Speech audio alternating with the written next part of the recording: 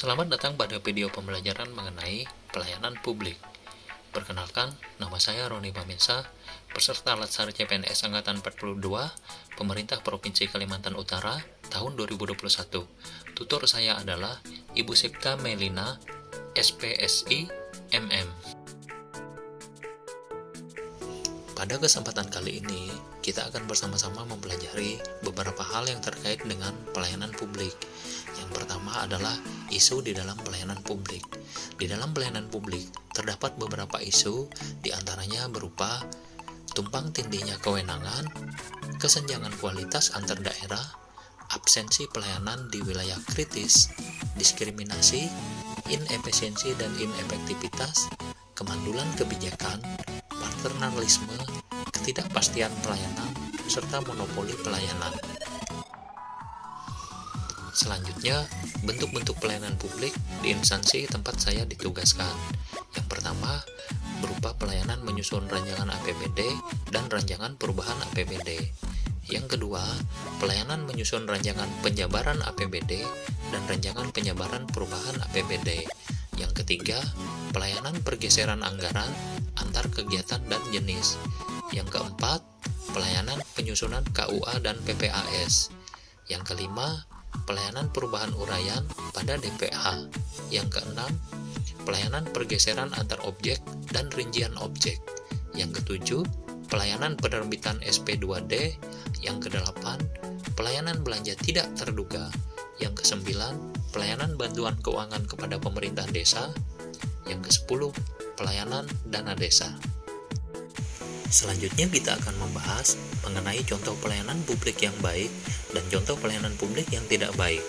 Contoh pelayanan publik yang baik adalah pelaksana pelayanan berperilaku santun dan ramah, tidak diskriminatif, cermat, profesional, tidak berlarut-larut, tidak mempersulit, pelayanan yang diberikan dapat dipertanggungjawabkan dan sesuai prosedur, mengambil langkah yang tepat untuk menghindari benturan kepentingan, tidak menyalahgunakan fasilitas pelayanan publik, serta tidak menyalahgunakan informasi, jabatan, dan wewenang.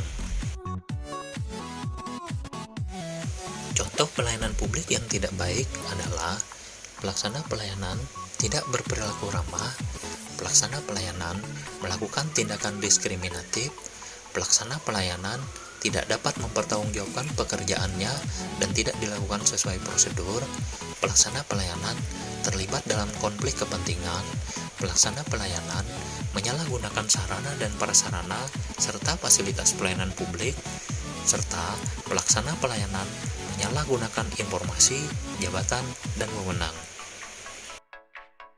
Selanjutnya adalah contoh penerapan pelayanan publik.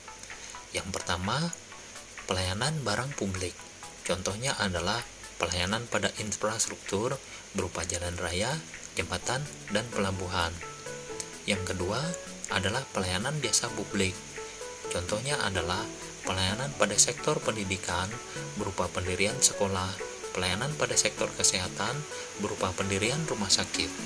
Yang ketiga adalah pelayanan administratif. Contoh pelayanan administratif yaitu pelayanan pembuatan KTP, SIM, sertifikat tanah, IMB, dan lain-lain. Tipe pelanggan dalam pelayanan publik yaitu pelanggan pria secara umum tidak bertele-tele dan kurang sabar. Pelanggan wanita secara umum bertele-tele dan kurang menyukai hal-hal yang bersifat teknik. Pelanggan remaja secara umum mudah terpengaruh tayangan iklan. Pelanggan anak-anak secara umum masih suka bermain-main, sulit diam, dan selalu bergerak, serta pelanggan usia lanjut secara umum acap kali menanyakan hal-hal yang sudah ketinggalan zaman, senang mengobrol berlama-lama. Beberapa gaya pelanggan dalam pelayanan publik dapat berupa pelanggan yang asertif atau tegas, pelanggan yang berfokus pada rincian, serta pelanggan yang mendasarkan pada hubungan. Etiket dalam pelayanan publik meliputi politeness, respectful, attentive, kooperatif, tolerance, informality, self-control.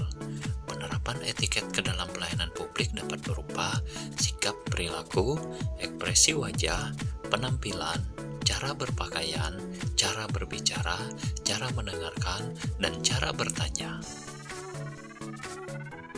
Demikian penyampaian mengenai pelayanan publik dan etiket serta penerapannya dalam kehidupan sehari-hari. Terima kasih dan sampai jumpa.